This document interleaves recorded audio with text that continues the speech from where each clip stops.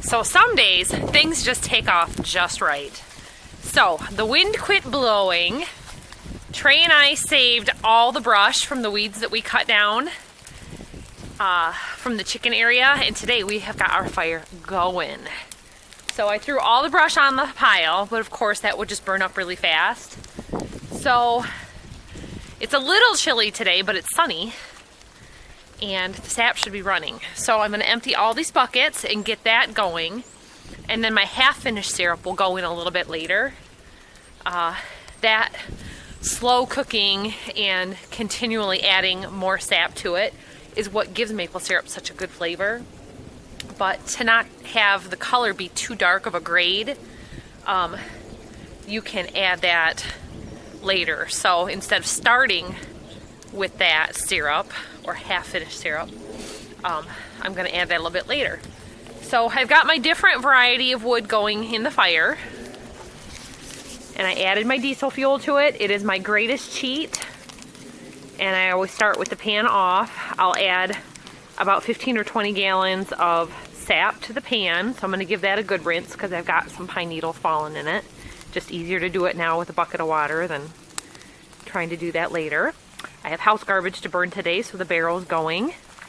I was cleaning up the basement area yesterday, and I pulled some old lumber that had nails in it, and I don't want that here. It'll get burnt in the barrel, so I'll be supervising that through the day.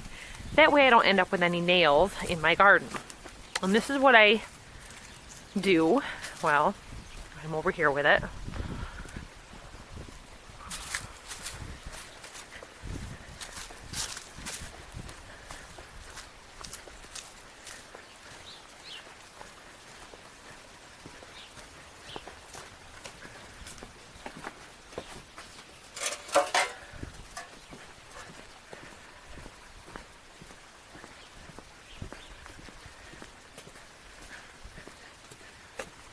So my hard worker Trey gathered up all of our ash from our first boil, and I get rid of this so that my fire burns well. If you had a regular evaporator, it would have grates, just like with a fireplace, and you need to clean it out to keep that fire going well so that it has plenty of airflow and doesn't get smothered out. So this is going to go get scattered. Ash is great for gardens, so we're going to go scatter this out on the blueberries, blackberries, and raspberries. One of the things, especially Trey and Jack like to do when I'm making maple syrup, is once the fire is going, they like to grill hot dogs on a stick. So today, I had some hot dogs in the refrigerator, which is super great because a lot of times we do either frozen pizzas or hot dogs, just easy things, while the sap cooking is going on. The trouble is tolerating the smoke. As you can see, I have got steam and smoke. My fire has been going for probably about a half hour or so, over probably close to an hour. The last 20 minutes I've added the larger logs and nibbling away at the driest wood.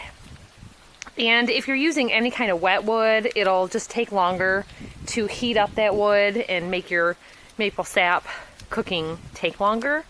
And since I'm in an open arch like this, it's okay to kind of use that up, but I am adding to my cooking time just so that you know that old pile behind the barn is slow burning. It's not good quality, but I'm just using it up to get it out of there because that's my first project this spring for cleaning up around the farm, so there'll be a video on that for sure. So I just wanted to show you. Oh yes, old Trey's got some ballpark hot dogs here, and Mom and Dad don't want to eat them because they're not the beef franks. They're the kind we were grown up on, and they are not as tasty as the beef franks. The beef franks also are nitrate and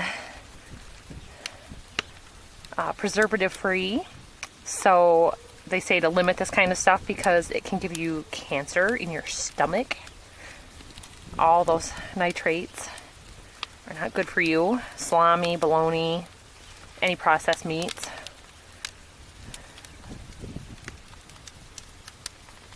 So just cooking some hot dogs right now in between chores. I just emptied up all my buckets. And I got 40 gallons since yesterday. Even with the wind, the sap was running. So I got that started here.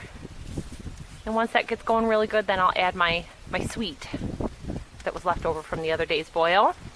Another thing on my list today, my tote needs to be rinsed and cleaned. The bacteria had started to grow in it. It was sitting in the driveway in the sun, which promotes that bacteria growth faster, but I actually have green growing in here. So this needs to be bleached out and cleaned real well. I don't know if you can see it there, but all that. It's worse in person than it is on camera.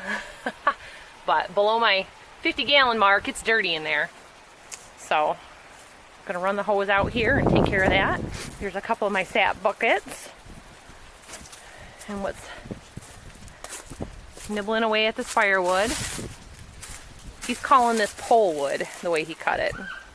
So it's real handy because I can just add 4 or 5 of those, or 1 or 2 of the larger ones, and get that fire going. Here's the old Buick. This is where it sits. Thinking of getting rid of it.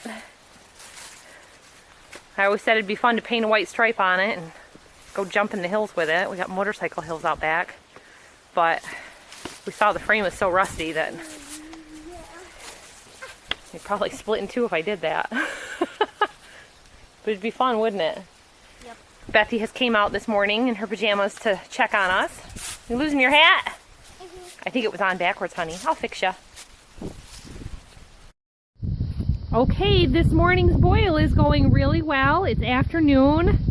I think it's around 2:30. There's so much steam coming off here, it's hard to see. But I've boiled down more than half of this morning's sap. I had started with about 40 gallons. And I'm down to within about an inch or less of sap. So here I have, this is called sweet. This is not finished syrup. It's about 50% cooked down. So I'm gonna add this now.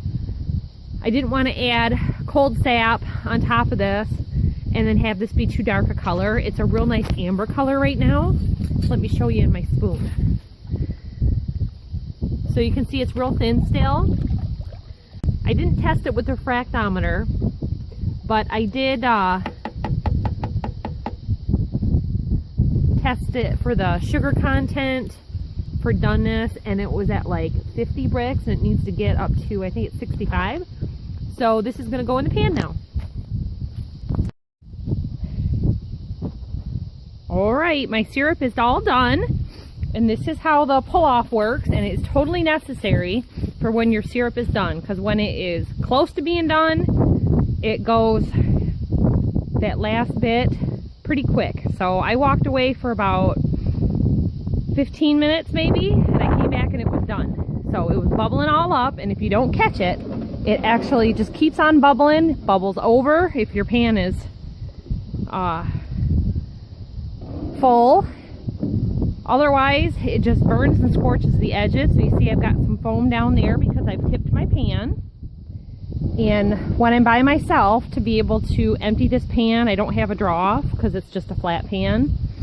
A draw-off valve can be used on stainless steel and the new style pans, but on an old flat pan like this, you need 2 or 3 people, 1 to spot the bucket and 2 to pour the pan. And when it's just me, I have to scoop off what I can to lighten the weight of the pan, because several gallons of syrup in this size pan with the wind catching it can be very dangerous. And this is where I usually switch to my husband's welding gloves. If you go to the maple syrup company, they're called firing gloves. And you can use that to handle the hot pan. So I will take this in the house and run it through the 2-cone filter. And I will show you a separate video of the filtering. So thanks for watching this year's boiling of the sap, everybody. It's always a lot of fun, and it's always super satisfying when it's done. And we will probably be having something maple syrup related for dinner tonight because hot, fresh maple syrup is just the way to go. We had French toast a day or two ago. Start to lose track on the weekend with these long boils. So total this boil, I had added the 40 this morning, was probably close to 200 gallons. Boiled down in 2 separate batches and then combined at the end. It went really well. There was less wind today. I had the better wood. I didn't use any of the old damp wood, say, except for maybe a couple of pieces that were just randomly sitting here. But total today, I probably cooked from 40 gallons today cooked down from raw sap, plus the like 9 gallons of 8 or 9 gallons of sweet. So we probably total cooked today for about 5 or 6 hours maybe. It's easy to lose track when you're doing other things. And as you know, I have the family, I have the kids. And if I can do this with 5 kids in the house, one of them being a baby of 6 months old, you just have the older ones help out. Sometimes I'll have them come out and check the fire and see if it needs wood added. And if it does, then I come out and add it. But this is just beautiful syrup. If you don't have one of these gadgets for testing, this tells you your doneness of your sugar in your sap. Then you can do what's called a sheathing test, and it's just like with cooking candy. So I'm always real gentle with that. The paper inside can shift, so it's good to know its general position. With candy, when it sheets off like that, that's when you know it's done. So if you don't have one of those, you can totally use this. If you're doing it for resale, you kind of have to do it the scientific method so that you know that you are within your state's requirement for sugar content. But oh, look at that. Isn't it just beautiful? I just love the taste of the fresh syrup.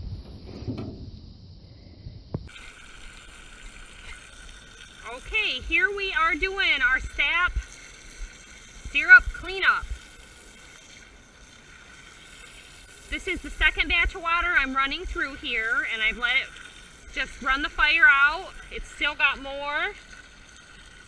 The weight of the pan is too heavy for me to slide off really at this point, so I'm just adding more water and gonna give it another scrub down. Hi, George is here with me doing a rare tour of outside duty. So I don't want this pan to get dry because it will permanently warp if it goes dry. And I'm just gonna leave it on here all night. So I'm gonna fill it right up.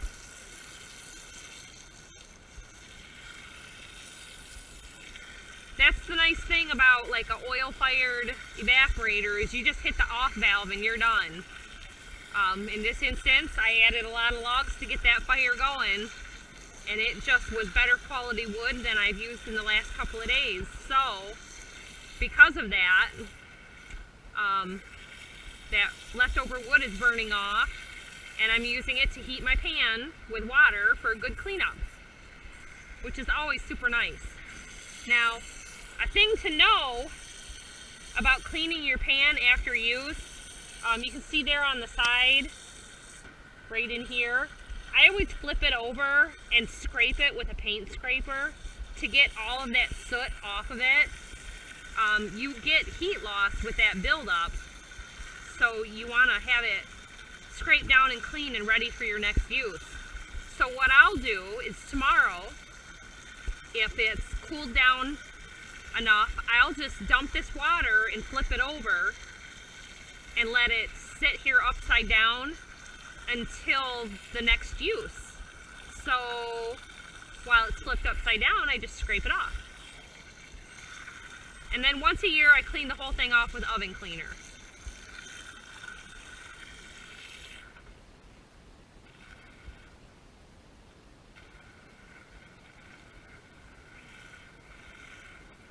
It's really nice when you're at the end of your boil and you can kind of clean things up and put it away and know that you're done for a little while. It's going to be a warm week, and only like one night this week is going to be below freezing temperature, and you need that freeze-thaw cycle to get the sap running from the trees. Sometimes, because the trees are so frozen, they will run when it's not freezing. So out in my woods, that sap will be running this week, and it would be really great to go out there and go do some work in the woods also. It's just a matter of time and comfort and having everybody happy, huh? And right now, we are making a video. We're doing a brake job on the Suburban, and to take George out in the woods most comfortable, I can put him right in his car seat in the Suburban and go through the woods. So thanks for watching, everybody. We'll see you in the next video for filtering the syrup and bottling.